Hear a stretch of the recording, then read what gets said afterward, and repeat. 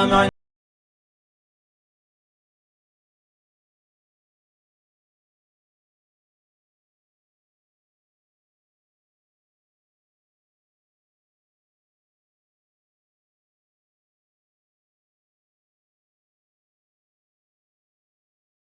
على طريق طموحنا حتى الممات. إن الحمد لله نحمده ونستعينه ونستغفره ونستهديه ونعوذ بالله من شرور أنفسنا ومن سيئات أعمالنا. إنه من يهده الله فلا مضل له ومن يضلل فلا هادي له. وأشهد أن لا إله إلا الله وحده لا شريك له وأشهد أن محمدا عبده ورسوله. المشاهدون الأعزاء في كل مكان، السلام عليكم ورحمة الله وبركاته. ومع برنامجكم الأسبوعي معا ننهض سنخصص إن شاء الله هذه الحلقة عن الانتهاكات الحقوقية والقانونية في إريتريا، تماشيا مع الحالة العامة خلال شهر أبريل. من بداية أبريل إلى يوم 14 أبريل درج النشطاء والحقوقيون على الحديث عن مسألة الانتهاكات الحقوقية والقانونية في الدولة الإريترية، وتحت تسمية يوم المعتقل الإريتري.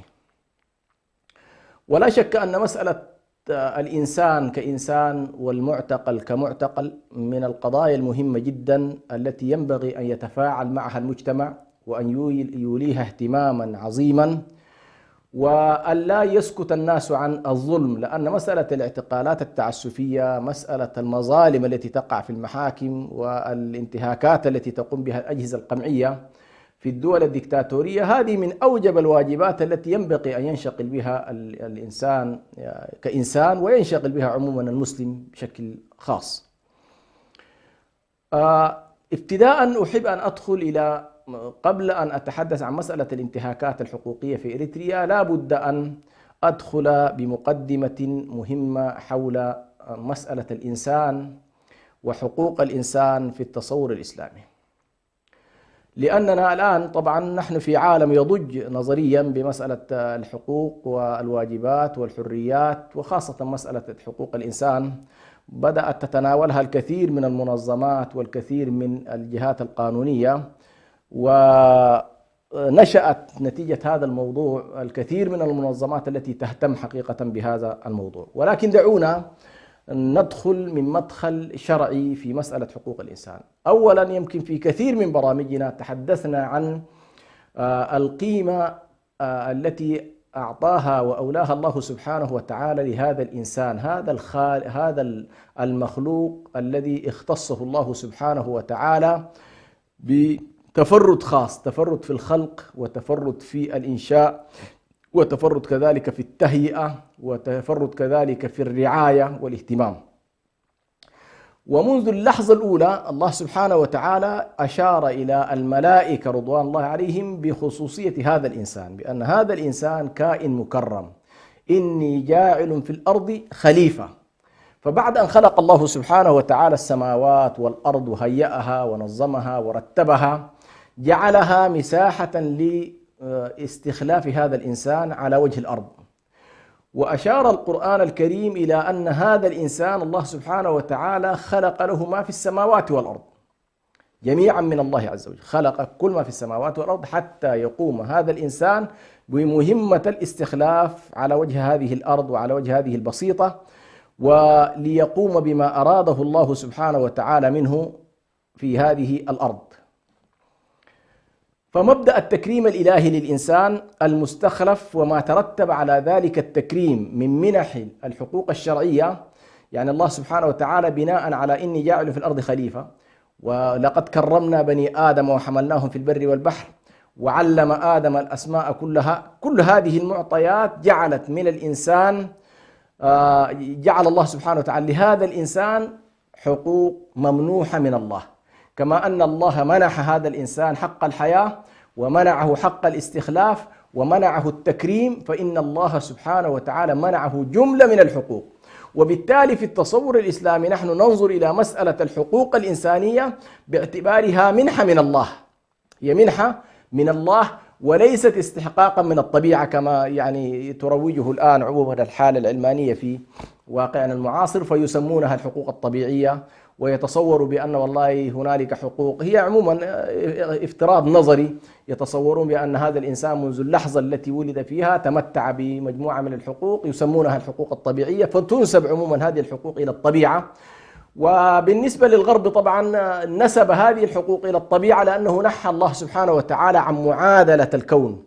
نحن مثلا ذكرنا في برنامجنا في معا ننهض بأن الغرب يتحرك من معادلتين: معادلة الإنسان والطبيعة، والإسلام يتحرك من 3 معادلات: الأول الله، الإنسان، الكون. فهذه الثلاثية عموما هي التي نحن ننطلق من خلالها للحديث عن موضوع الحقوق الإنسانية. فالحقوق الإنسانية منحة من الله وليست منحة من الطبيعة، فلا أحد يستطيع أن يمنحها أو يمنعها أو يجمدها أو يحذفها أو ينسخها أو يعطلها. يعني هذه حقوق جعلها الله سبحانه وتعالى لهذا الإنسان المكرم، ومؤسسة كما ذكرت على فلسفة التفرد المعرفي للإنسان: إني جاعل في الأرض خليفة، وعلم آدم الأسماء كلها. فهنالك تفرد عقلي وتفرد معرفي لهذا الإنسان قابله تكريم إلهي لهذا الإنسان، وبالتالي سخر الله له الكون وما فيه ليكون مستخلفا وممكنا. يعني هذا الإنسان لا بد استخلافه يقتضي تمكينه في الأرض حتى يؤدي وظيفة الاستخلاف. وبالتالي هنالك جملة من الحقوق هي الآن نصت عليها على كل الكثير من المواثيق الأممية، ولكن في حقيقتها هي كما ذكرت ذات خلفية دينية مقدسة. فهنالك مثلا حق الحياة، وحق الكرامة الإنسانية، وحق الحرية، وحق التعليم، وحق العمل، وحق التملك، وحق السكن، وحق التنقل من مكان إلى مكان في الأرض التي خلقها الله له، وحق التدين وحرية الاعتقاد، إلى غير ذلك من الحقوق التي نصت عليها الشريعة الإسلامية. يعني جملة من الحقوق منحها الله سبحانه.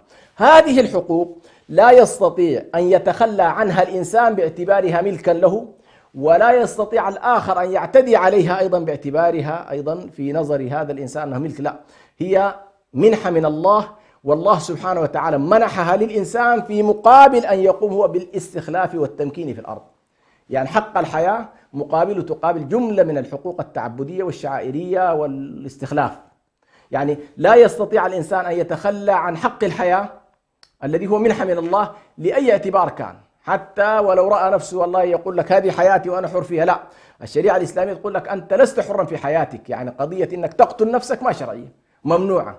وبالتالي هذه مسألة طبعا مهمة جدا في موضوع التصور الإسلامي لطبيعة الحياة وباختصار شديد. وجعله الله سبحانه وتعالى، جعل هذا الإنسان مسؤولا مسؤولية فردية مباشرة أمام الله، مقابل هذا التمكين وهذه الحقوق الممنوحة من الله ونزول الشريعة على هذا الإنسان وتمكين هذا الإنسان من خيرات الأرض، ثم بعد ذلك المصير إلى الله ليكون مسؤولا أمام الله سبحانه وتعالى. وهذه المسؤولية مسؤولية مباشرة: وكلهم آتيه يوم القيامة فردا. وبالتالي سيكون الإنسان مسؤول عن كل تصرفاته. والإسلام هنا يوازن بين الحريات وبين الحرمات وبين الواجبات. يعني لا يحاول أن والله تطغى مسألة على أخرى. هنالك واجبات على هذا الإنسان، هنالك حريات لهذا الإنسان، هنالك حرمات لهذا الإنسان. مثلا حرمة عرضه، حرمة نفسه، حرمة يعني خصوصياته، هذه كلها حرمات. هذه الحرمات الله سبحانه وتعالى منع من أن يتم الاعتداء عليه. هنالك حريات أيضا لا يمكن لأحد أن يقتصب هذه الحريات ويمنعها من هذا الإنسان. هنالك واجبات على هذا الإنسان أيضا أن يقوم بها. وبالتالي هذه الثلاثية هي التي يتحرك من خلالها الإنسان، وهو يوازن بين هذه الثلاثية. وقد تطور الفكر البشري في واقعنا المعاصر في المنظور الحقوقي، وتبنى الكثير من الحقوق الأساسية ليعطيها صبغة عالمية، وإلزام الدول بذلك من خلال على كل المنظمات الدولية.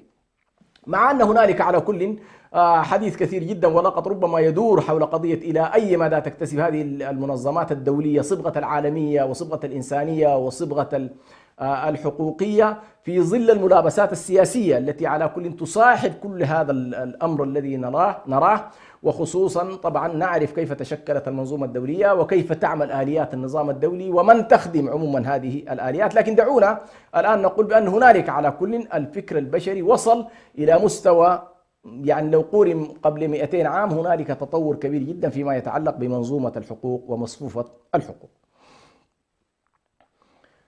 نأتي إلى إريتريا ونحن نريد أن نتكلم عن الأزمة الحقوقية فيها، الانتهاكات الحقوقية.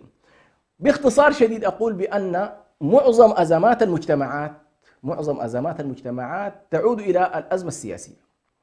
وأنا ذكرت في الحلقات الماضية كلام لعبد الرحمن الكواكبي عندما رأى أن كل الأزمات التي كانت تدور في العالم الإسلامي ما قبل سقوط الخلافة كلها حاول على كل أن يتناول أسباب دينية، أسباب علمية، أسباب مذهبية، أسباب اجتماعية، اقتصادية، لكن أخيرا قال ومنبع كل هذه المشكلات هو الاستبداد السياسي وحله في مسألة الشورى الدستورية. فالاستبداد السياسي يشكل مشكلة كبيرة جدا بالنسبة للمجتمعات، وبالتالي كل الأزمات التي نتكلم عنها ستجد أنها تتفرع بالنسبة للدولة من الأزمة السياسية. طيب نحن في إريتريا نلاحظ بأن الشعب الإريتري منذ الأربعينات ظل يكافح في سبيل تثبيت حقه في الحرية والكرامة والسيادة الوطنية وبناء الدولة، وكان الانقسام المجتمعي عائق من العوائق الكبرى في تحقيق بناء الدولة، والانقسام أدى إلى أن التحرير يأتي بعد 30 سنة تقريبا من خلافاتنا الداخلية. ولكن تجربة الثورة الإريترية أثبتت بأن والله الشعب الإريتري استطاع أن يخوض حرب تحرير كانت تستهدف هذه الحرب استقلال الدولة الإريترية وتحقيق الحرية السياسية في هذا البلد.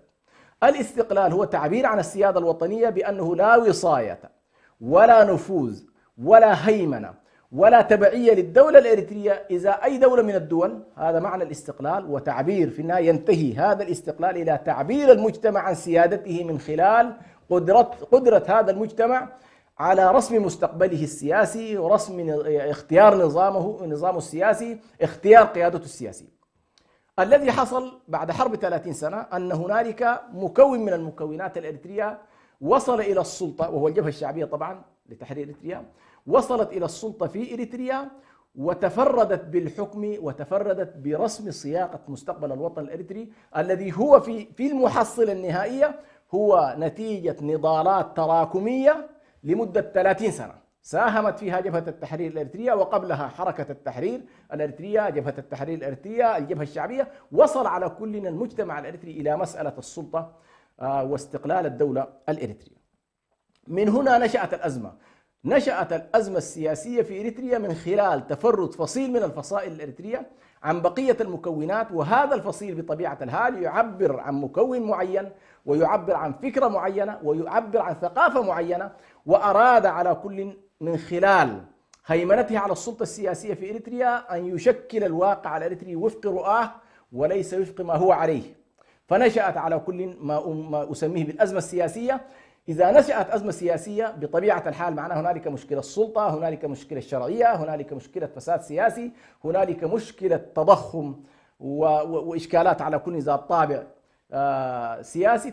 تفرعت عن هذه المسألة ما نسميه الآن بقضية الانتهاكات الحقوقية. ما دام هنالك أزمة سياسية بطبيعة الحال ستنتج مجموعة أزمات، وبالتالي هذه نقطة مهمة جدا لا بد من الالتفات إليها. فإذا أردنا معالجة الإشكالات الحقوقية، معالجة الإشكالات التنموية، معالجة الإشكالات الاجتماعية، معالجة الإشكالات الهوية، فلا بد من تعديل مشكلة السلطة السياسية بما يحقق التوازن السياسي لكل مكونات المجتمع الإريتري ويعبر عن هذه المكونات بشكل توافقي وفيه نوع من مشاركة الجميع في صناعة المستقبل، لأننا جميعا هذا المجتمع جميعا قدم تضحيات، وبالتالي ليس من العدل ولا من الإنصاف ولا من الحصافة السياسية أن والله يكون المجتمع بكل فئاته يساهم في صناعة الدولة الإريترية واستقلالها، ثم تتفرد فئة بعد ذلك لتختطف هذا المجهود وتغتصب الشعب الإريتري في مسألة القرار السياسي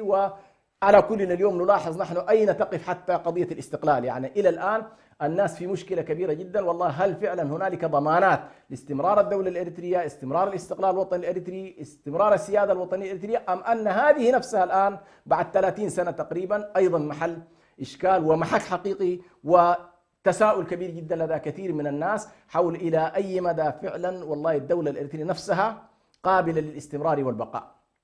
هذه على كل ندعها جانبا، لكن ما قصدته هو أن الأزمة الدستورية، الأزمة الحقوقية والقانونية هي فرع عن الأزمة السياسية في كل بلد.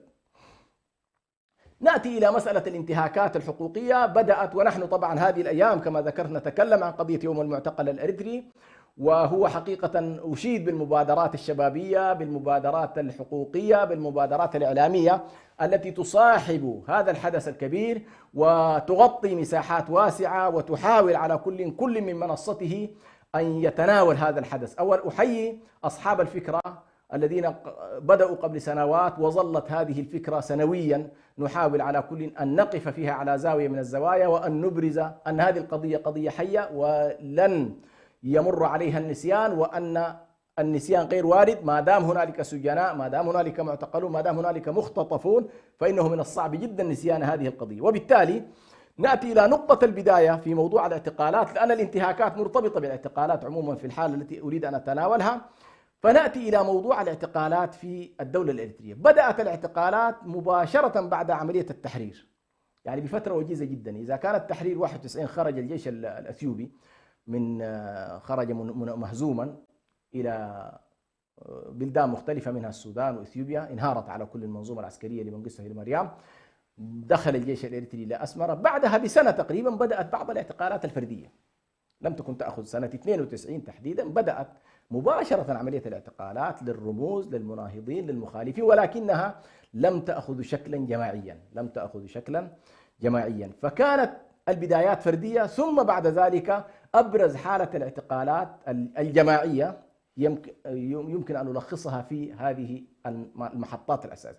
المحطة الأولى هي كانت محطة الدعاة والمعلمين. يعني نلاحظ بأن النظام في التسعينات 94 تقريبا 93 في هذه الفترة بدأت اعتقالات الدعاة والمعلمين في مختلف المدن الإريترية. ونحن نعرف بأن المعاهد والمؤسسات التعليمية الدينية كانت تعمل حتى في العهد الأثيوبي، وكان هنالك دعاة وعلماء حرصوا على أن يصمدوا على هذه الأرض ويقفوا على هذه الأرض ويساندوا شعبهم في التعليم، في الدعوة، في التربية. وكان ينبغي أن تعطى لهم التحية وتسدى لهم التحية لصمودهم ووقوفهم مع شعبهم في الداخل رغم كل التحديات. ولكن للأسف الشديد ما حصل في العهد الوطني إنجاز التعبير ما بعد خروج المستعمر الأثيوبي هو لم يحصل في العهد الأثيوبي نفسه. فبدل أن كان الدعاة والمعلمون يعني يتمتعون بالحرية الكاملة في تعليم دينهم وفي إنشاء معاهدهم في تلقي المعونات الخارجية، حصل على كل في العهد الوطني محاولة اعتقالات واسعة شملت كل إريتريا تقريبا، وكانت هذه هي المحطة الأولى. وإلى يومنا هذا الآن يمر علينا تقريبا ما يقارب 3 عقود حتى هذه اللحظة نلاحظ بأن هذه المجموعة التي تم اعتقالها لا أحد يعرف هل هم أحياء أم هم أموات أم لا زالت هنالك يعني المجموعات في السجون، بعضها ميت بعضها حي، أم أنها جميعا يعني هذه قضية لا أحد يعرفها. وهذه لك أن تتصور يبقى حجم المأساة وحجم المعاناة، ثم حصل بعد ذلك طبعا أو قبلها أيضا موضوع حرب اعتقال مجموعة المعوقين، معوقي حرب التحرير. كان هؤلاء أيضا لهم مشكلة في 93، هؤلاء أيضا طالبوا ببعض المطالب والسلطة تعاملت معهم بالقمع وبالضرب وبالاعتقال، وأيضا هذه فئة من الفئات على كل تعرضت للاعتقال. المجموعة الثالثة هي المجموعات الدينية المسيحية التي لا تتمتع بأكثرية مذهبية في إريتريا. نحن نعرف بأن إريتريا فيها المذهب المسيحي فيها والأرثوذكسي بالنسبة للنصارى، وهنالك الكاثوليك وهنالك البروتستان والتوهدو. هذه المجموعات الدينية على كل التي لم تنسجم أطروحاتها وعقائدها ورؤاها لم تنسجم مع السلطة السياسية، أيضا هؤلاء تعرضوا للاعتقالات الواسعة جدا، وخصوصا التوهدة، هؤلاء تعرضوا لاعتقالات كبيرة جدا وانتهاكات هائلة. هذه مجموعة أيضا.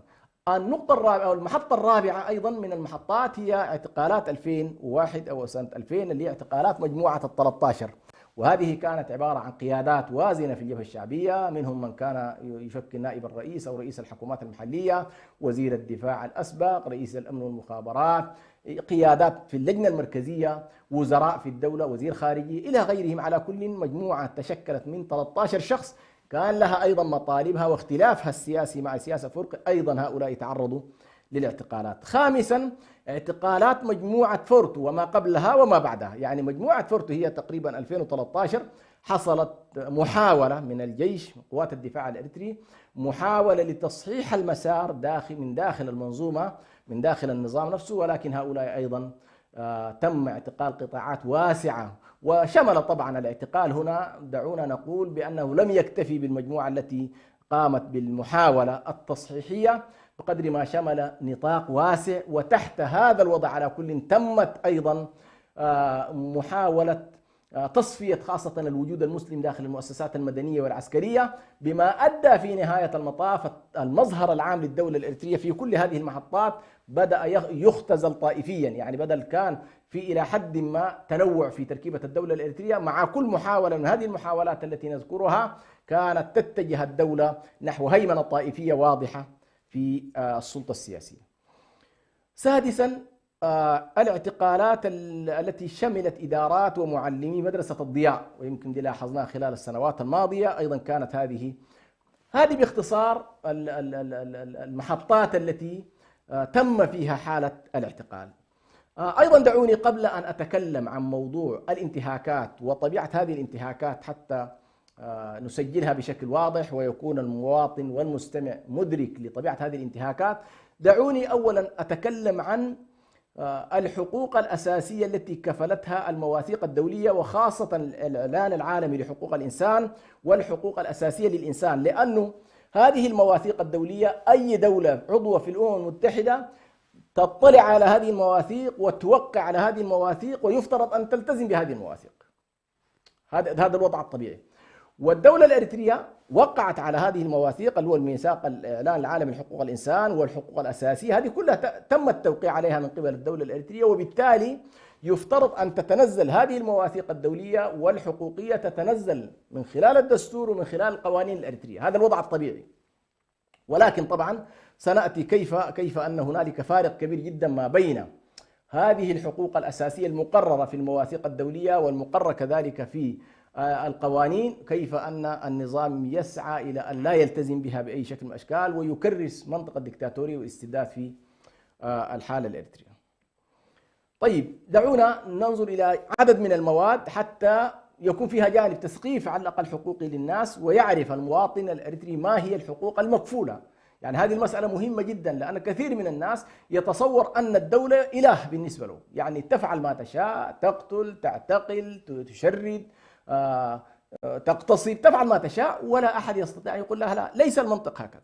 الدولة الحديثة في حقيقتها يفترض أن تكون دولة خادمة للمواطنين، دولة معبرة عن تطلعات المواطنين، ولكن ليست دولة سيدة عليهم، ليست دولة سيدة عليهم. فالسيد هو بالنسبة لنا هو الله جل جلاله، هو الخالق لهذا الكون. لا أحد يملك حق السيادة على الناس وحق أن يكون هو رب عليهم أو خالق لهم أو مدبر أمرهم. هذه كلها ليست من صفات هذه الدول خادمة ومعبرة ومحكومة بنظام، محكومة بقوانين، محكومة بدستور. هذا الوضع الطبيعي. فعلى كل تعالوا معي إلى المواد التي تبين في المواثيق الدولية الحقوق الأساسية للإنسان. المادة الأولى في الإعلان العالمي لحقوق الإنسان تنص على حرية الإنسان وكرامته، حيث تقول يولد جميع الناس أحرارا ومتساوين في الكرامة والحقوق. طبعا هذه المادة الأولى، جميع الناس يولدون أحرارا. وهذه مقولة طبعا لعمر بن الخطاب رضي الله عنه مشهورة: متى استعبدتم الناس وقد ولدتهم أمهاتهم أحرارا. فالناس ولدوا أحرارا، ولدوا عبيدا لله سبحانه وتعالى وليس عبيدا لغيره، فلا أحد يملك حق استعبادهم، لا أحد يملك حق استعبادهم. تنص كذلك المادة الثالثة من نفس الميثاق الإعلان العالمي على حق الحياة والحرية والأمان الشخصي، حق الحياة والحرية والأمان الشخصي. وتنص المادة الخامسة على أنه لا يجوز إخضاع أحد للتعذيب ولا المعاملة أو العقوبة القاسية ولا إنسانية أو الحاطة من الكرامة. يعني لا يحق لأي سلطة أيا كانت هذه السلطة أن تخضع أحد للتعذيب. يعني مسألة التعذيب جريمة من الجرائم في حق الإنسان أيا كان. يعني لا يحق لا لجهاز الأمن ولا جهاز الشرطة ولا الجيش أن يمارس التعذيب على المواطنين. هذا انتهاك كامل للحقوق الإنسانية. تنص المادة السابعة كذلك على المساواة أمام القانون. الناس جميعا سواء أمام القانون، وهذا مبدأ حقوقي عموما ومبدأ قانوني وتتأسس عليه الدول. يعني الناس ليسوا طبقات داخل الدولة، ليست هنالك طبقة فوق القانون وطبقة أخرى تحت القانون. يعني كل الدولة بما فيها رئاسة الدولة يفترض أن تكون تخضع لمنطق المساواة أمام القانون. نخرج فاصل إن شاء الله ونعود إليكم بعد قليل، فكونوا معنا.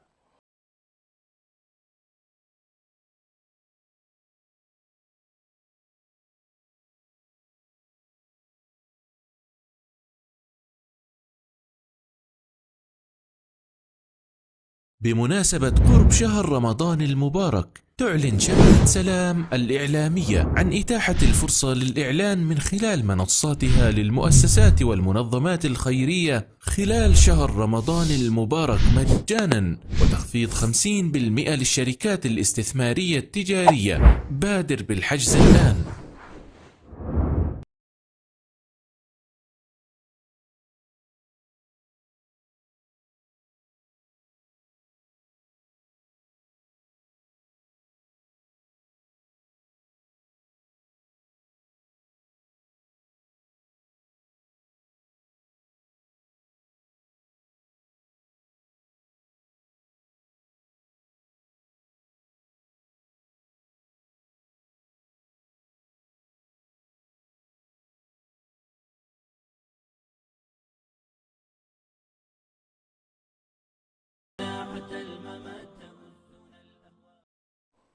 بسم الله الرحمن الرحيم. الحمد لله رب العالمين، والصلاة والسلام على رسول الله الأمين وعلى آله وصحبه أجمعين. أما بعد، نواصل إن شاء الله في الحقوق الأساسية. وأنا حقيقة حتى نقف على الانتهاكات دعونا نقف على الحقوق الأساسية للإنسان أقرتها المواثيق الدولية التزمت بها الدولة الإريترية، ثم ننظر بعد ذلك المخالفات على كل التي تخرج عن هذا السياق. أيضا من المادة الثامنة تقول لكل شخص حق اللجوء إلى المحاكم الوطنية المختصة لإنصافه الفعل من أي أعمال انتهاكات حقوقية أساسية، ويفترض هذه المسائل أن تكون مضمنة في الدستور مضمنة في القانون. المادة التاسعة تقول لا يجوز اعتقال أي إنسان أو حجزه أو نفيه تعسفا. المادة العاشرة تقول لكل إنسان على قدم المساواة التامة مع الآخرين الحق في أن تنظر قضيته محكمة مستقلة ومحايدة نظرا منصفا وعلنيا للفصل في حقوقه والتزاماته في أي تهمة جزائية توجه إليه. المادة الحادية عشر تقول لكل شخص متهم بجريمة يعتبر بريئا، يعني المتهم بريء حتى تثبت إدانته، باختصار مادة 11. إذن يا إخوان، الخلاصة بأن المواثيق الدولية والإعلان العالمي لحقوق الإنسان والمتفرع عنه موضوع المصفوفة الحقوقية عموما المتعلقة بموضوع الجوانب الحقوق المدنية، هذه كلها تنص خلاصتها تنص على ما يلي: أن المواد أعلى، يمكننا القول بأن الاعتقالات أيا كانت طبيعتها لا تسقط عن المعتقل إنسانيته. كونك تعتقله، كونه أجرم، كونه وقع في جريمة، إن افترضنا أن هنالك جريمة وقعت، هذا لا يسقط إنسانية الإنسان. يعني تبقى إنسانية الإنسان حتى وأنت تحاكمه بحكم معين، تبقى إنسانيته، تبقى كرامته مصانة ومحفوظة. هذه مسألة مهمة. وكذلك التمتع بحقوقه الأساسية الإنسانية، ومنها حقه في الحياة وحقه في الكرامة.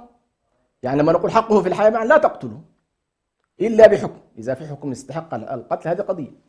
ولا تنتهي كرامته، مثلا لا تدفل فيه، لا تسيء إليه، لا تسيء إلى أهله، لا تسيء إلى شخصه.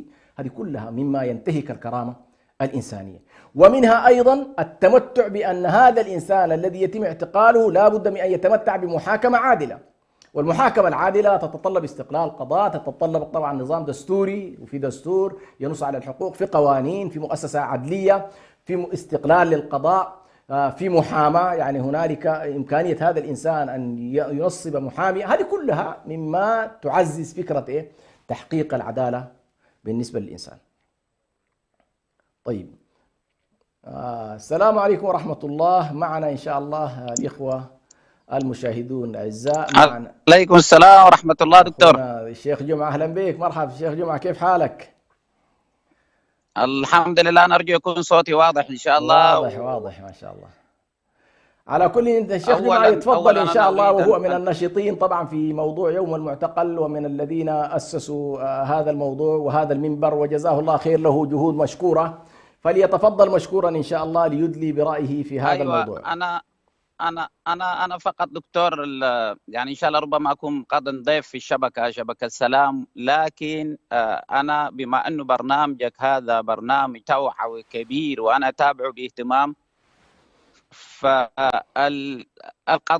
قضية النهضة يا دكتور، يعني كيف ممكن تنهض أمة يعني مسلوبة الكرامة؟ كيف ممكن تنهض أمة ممزقة؟ كيف ممكن ينهض إنسان كإنسان فرد مثلا في داخل وطن وهو خائف مرتعد؟ حتى نتذكر مرة زمان في الاتحاد العام للطلاب الإريتريين في القاهرة استضفنا الدكتور محمد عبد الله السمان، وكان هذا الرجل أفنى حياته وهو يدافع عن الشعب الإريتري، فكان ما بعرف عنوان المحاضرة الصراع الحضاري، حاجة زي كده يعني. فالرجل لما جاء هناك بهدلنا بهدله، قال لنا انتوا شنو صراع حضاري؟ انتوا قادرين تتنفسوا؟ انتوا اصلا قادرين تفكروا؟ انتوا اصلا قادرين توفروا لقمه عيشكم عشان تتكلموا لي في صراع حضاري وما صراع حضاري؟ فانا اقول هذا الشعب الاريتري يا دكتور، يعني كيف يمكن ان نتوقع له نهضه واستقرار وسلام وتنميه في ظل انه كرامته مهانه؟ فهل الإنسان الإريتري مدرك أنه إذا أراد أن ينهض ويكون له وطن عزيز ويكون له إبداعات ويكون له مساهمة ويكون له وجود في التأليف والاقتراعات وكل الحياة المعاصرة من الإنتاج البشري، وأن نساهم أن يكون لنا دور، ألا يتطلب هذا على الأقل يا دكتور أن نكون شعب موفور الكرامة؟ كيف نريد أن ننهض ونحن ما زلنا لم ننتبه إلى أن القضية الأساسية قضية كرامة الإنسان التي تحدث عنها الدين والمواثيق والأخلاق والنظم؟ وكنت تتكلم يعني في كثير من الحلقات عن هذه القضية، قضية نهضة الإنسان. كيف ينهض إنسان خايف؟ كيف ينهض إنسان فقير؟ كيف ينهض إنسان يعني مراقب أمنيا 24 ساعة؟ فأنا أظن والله أعلم يا دكتور لا يمكن شعبنا الإريتري إذا هو يرقع هذه القضية ويسكت عن هذه الانتهاكات حقوق الإنسان، ما أتوقع أن الشجر والحجر والعلم الذي يرفرف سوف ينفعنا شيء. إنما نحن أعتقد والله أعلم من الناحية الحضارية ومن ناحية النهضة أول طريق ينبغي أن نعبده هو صون كرامة الإنسان. وهذا الكلام أنا فقط يعني أردك أن تعلق فيه، لأنه أنا أرى واحدة من الأشياء التي كنا نناضل من أجلها هو أن إحنا مسلوبي الكرامة، لذلك لا نستطيع أن نفعل شيء. ولما استقلت بلدنا ونالنا استقلالنا ورفرف علمنا وأصبحنا دولة وطنية، أيضا فقدنا عوامل النهضة كلها وعوامل النهوض وعوامل القيام. فأنا حقيقة يعني بعد الله سبحانه وتعالى عول على برنامجك هذا يا دكتور أن يكون له دور كبير في التوعية والتأثير إن شاء الله، وشاكر شبكة السلام على تناولها لهذا الموضوع، وشكرا يا دكتور. شكرا أستاذنا وأخونا الغالي الشيخ محمد جمعة أبو الرشيد. وأنا أتفق معك تماما في أن لا نهضة بلا كرامة الإنسان، ولا نهضة بلا حرية الإنسان، ولا نهضة بلا أن يشعر الإنسان بذاته بأنه والله فعلا موفور الكرامة موفور الحقوق، لا يخشى شيء سوى الله سبحانه وتعالى، لا يخشى شيء وهو يبدع وهو ينتج وهو يكتشف وهو يبحث. هذه على كل كما تفضلت يعني. ونحن للأسف الشديد الدولة الإريترية كان يفترض فيها ما بعد التحرير أن تعبر عن هذه المسألة، لأنه كما يقال يعني نحن في مشاريع النهضة نقول دائما النهضة الإنسان وسيلتها وقايتها، فلا يمكن لأي نهضة أن تنبع وتنتج إلا أن تكون فعلا الإنسان فيها وسيلة حقيقية، وفي نفس الوقت هي غاية له. فالغاية والوسيلة في نفس الوقت هو الإنسان. يعني الإنسان هو الذي يبدع، وهو الذي ينتج، وهو الذي يؤلف، وهو الذي يفكر، وهو الذي يخطط، وهو الذي، ومع ذلك في النهاية ناتج كل ذلك أيضا يخدم الإنسان، ناتج كل هذه القضايا تخدم الإنسان. فعلى كل أنا أتفق معك في أننا بحاجة حقيقة إلى إعطاء هذا الإنسان. وللأسف الشديد نحن رأينا كيف الفترة الماضية كيف أننا عشنا مأزقا أخلاقيا كبيرا في منطقتنا، يعني مأزق أخلاقي حقوقي فيما يتعلق بالمجازر، فيما يتعلق بالقتل، فيما يتعلق شعوب تباد، والناس سبحان الله لا تجد هنالك حساسية تجاه هذه القضايا. يعني كيف أن الإنسان يقتل أخيه الإنسان بصورة وحشية، بصورة همجية، ومع ذلك هنالك من يستمتع بهذا القتل ومن يشعر بارتياح تجاه هذا القتل. هذه كلها على كل إشكالات أخلاقية كما تفضلت، ونحن نحتاج على كل في منطقتنا كلها سواء في إريتريا أو ما جاورها، نحتاج كما تفضلت إلى إعلاء قيمة هذا الإنسان وكرامة هذا الإنسان. ولن نجد عموما، نحن هذه قناعتنا، لن نجد كما جاء الإسلام في النواحي الحقوقية من يصون كرامة هذا الإنسان. ولذلك النبي صلى الله عليه وسلم ذات يوم مرت عليه جنازة، فقام النبي صلى الله عليه وسلم عندما مرت هذه الجنازة فقيل له هذا يهودي يا رسول الله، يعني هذا الشخص الذي قمت لجنازته هو يهودي. فالتفت إليهم النبي صلى الله عليه وسلم بقوله أليست نفسا؟ أليست نفسا؟ إذن كل نفس بغض النظر عن مآلها عند الله سبحانه وتعالى، إلا أن الله عز وجل جعل لها كرامة معينة تصان في هذه الدنيا ولا يتم الاعتداء عليها، لأنها ليست ملك لأحد. يعني هذه الأنفس، هذه النفوس البشرية ليست ملك لأحد، إنما هي ملك لله سبحانه. شكرا على كل لهذه المداخلة أخونا أبو الرشيد. الآن طيب نأتي يا أخوان إلى باختصار شديد، طبعا الحلقة لا أظنها ستستوعب كل الانتهاكات، ولكن أنا أشير إلى بعض الانتهاكات التي تعتبر جوهرية من خلال ما ذكرت من حقوق منصوص عليها في المواثيق الدولية والإعلان العالمي لحقوق الإنسان.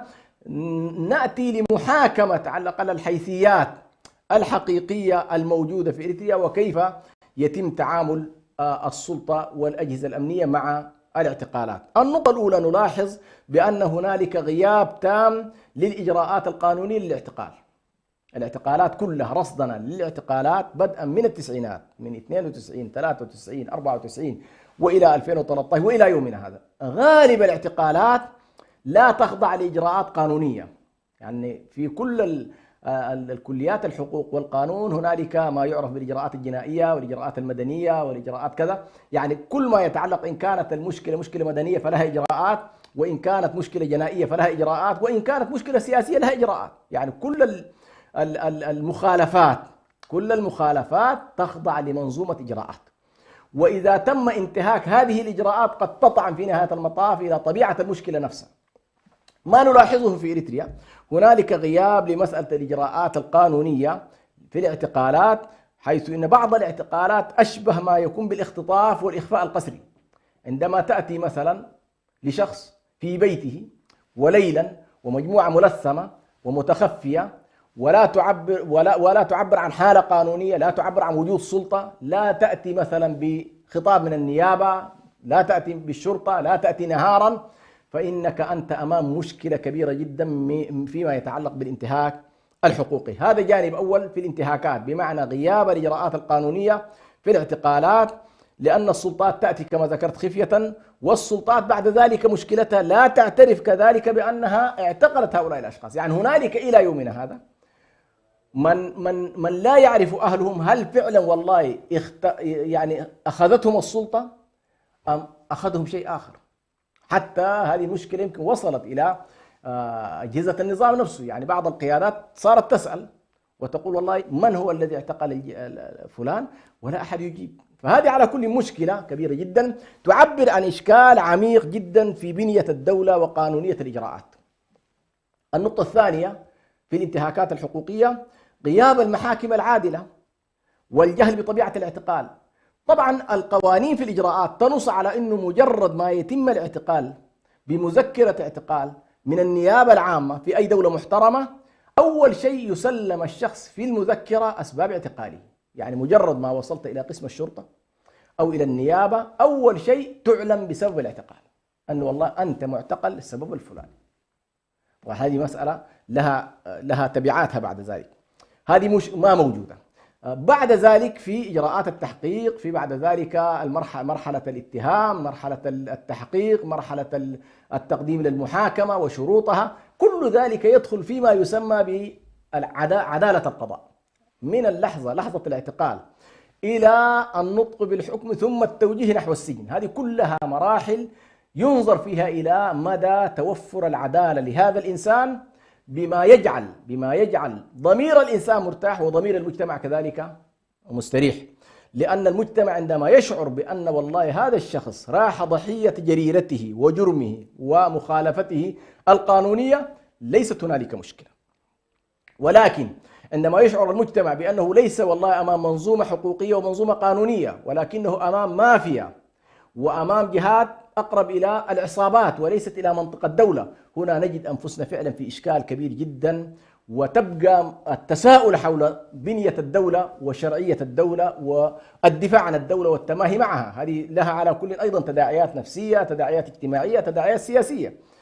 ولذلك يقال بأن مسألة القضاء ركن أساسي في مسألة تعزيز الولاء في المواطنين. عندما يشعر الإنسان تختلف كل المؤسسات وتتفق عند القضاء، يعني مهما اختلف السياسي مع المواطن، اختلف المواطنون فيما بينهم، فإنهم يأتون إلى السلطة القضائية وهنالك يجدون الإنصاف والعدالة. ثالثا أيضا من المخالفات المهمة جدا الجهل التام بمصير المعتقلين وأسرهم من أسرهم. يعني بعد أن يتم الاعتقال 20 سنة الأسرة لا تعرف عن مصير هذا المعتقل.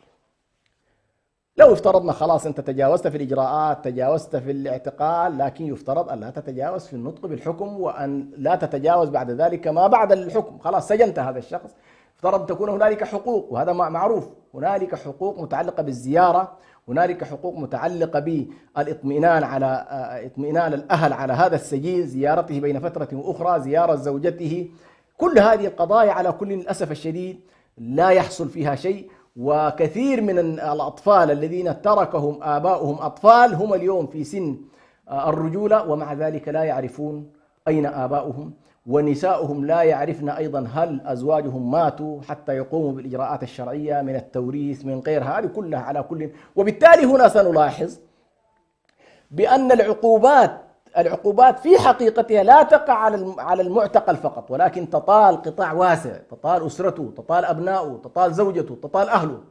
فأنت توسع في مساحة العقوبة، مع أن أنت في نظرنا لو افترضنا أنه في شخص ارتكب جرم، هذا الجرم يجب أن لا يتجاوز غيره، وأن لا تزر وازرة وزر أخرى، لا تزر وازرة وزر أخرى. يعني إذا الأب أخطأ، الأبناء ما ذنبهم، الزوجة ما ذنبها. هذه للأسف الشديد كله يحصل في الوضع في إريتريا. رابعا عدم التمتع بأبسط الحقوق الإنسانية في وضعية السجون، وهذا المانع الحقيقي من استقبال المنظمات الحقوقية لسجون إريتريا. يعني لماذا ترفض الدولة مثلا استقبال المنظمات الحقوقية؟ السبب في ذلك أن وضعية السجون ليست وضعية صحيحة، ليست هنالك حالة حقوقية يتمتع بها السجين، لا على وضعية المكان وحجم ما يسعه السجن للأشخاص، وهنالك الكثير مما يمكن أن يحكى على كل في هذا الجانب. فمشكلة وضعية السجون أيضا واحدة من الإشكالات الكبيرة التي تواجه الناس. خامسا وأخيرا فيما يتعلق بالانتهاكات التعذيب، وهو سيد الموقف في السجون الإريترية في ظل غياب القانون والمؤسسات العدلية، وفي ظل رفض إريتريا التوقيع على المادة 20 من اتفاقية منع التعذيب ومناهضة التعذيب. هنالك اتفاقية أممية تنص على هذه الاتفاقية على مناهضة التعذيب، وأثناء التحقيق يمنع منعا باتا أن يمارس على أي معتقل حالة التعذيب المادي أو التعذيب المعنوي، هذا كله ممنوع.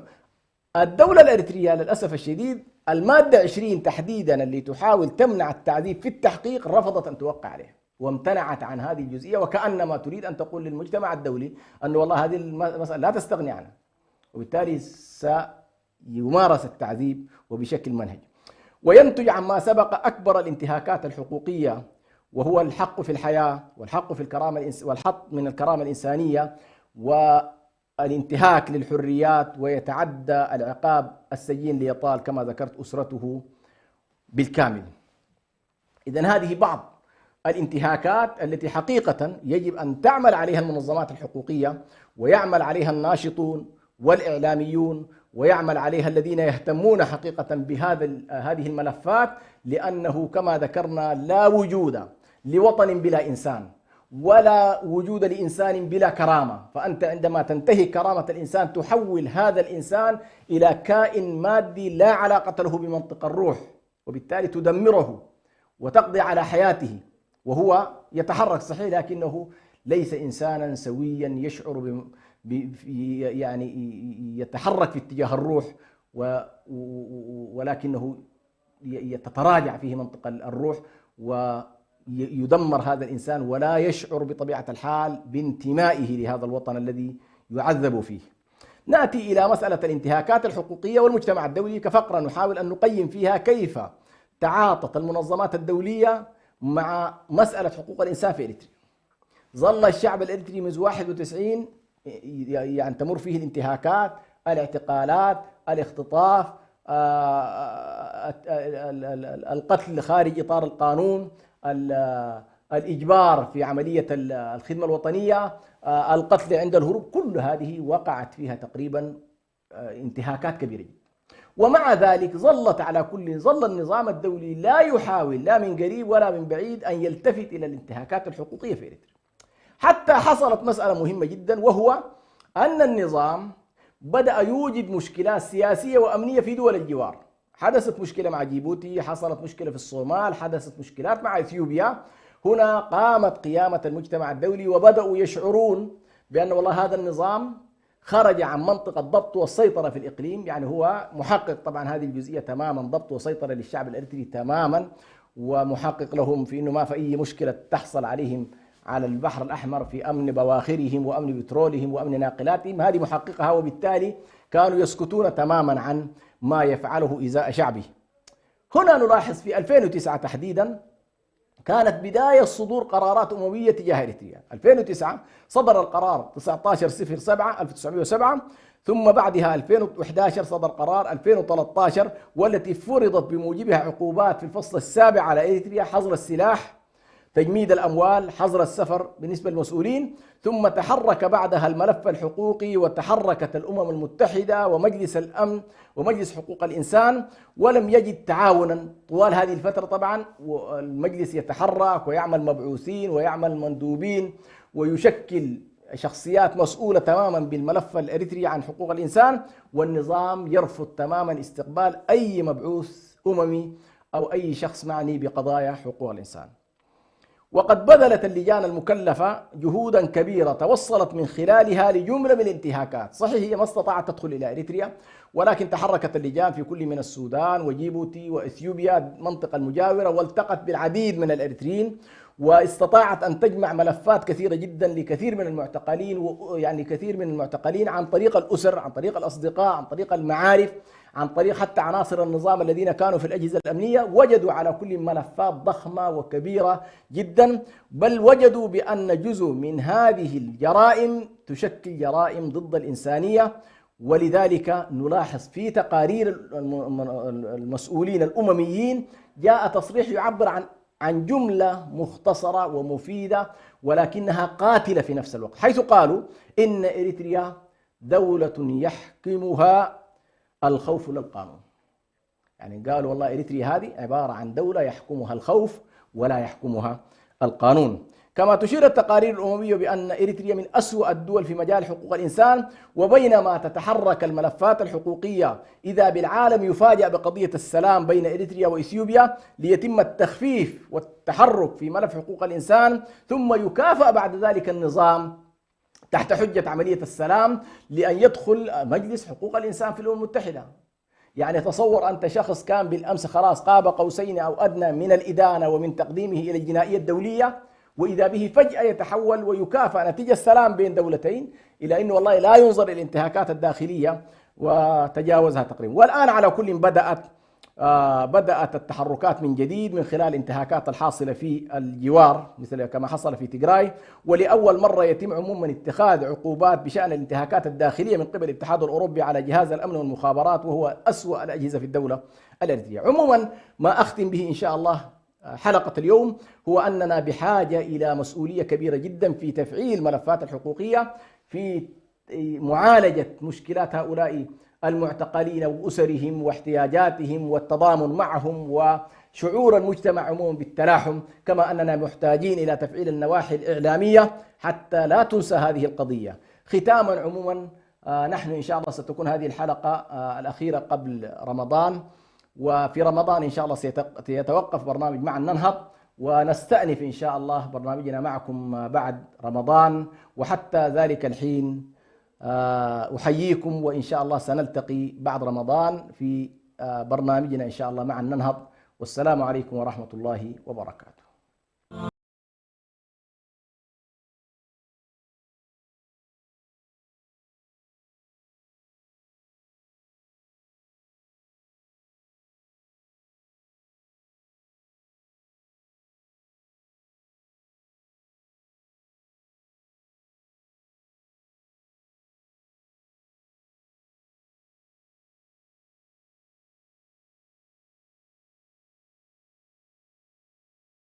على طريق طموحنا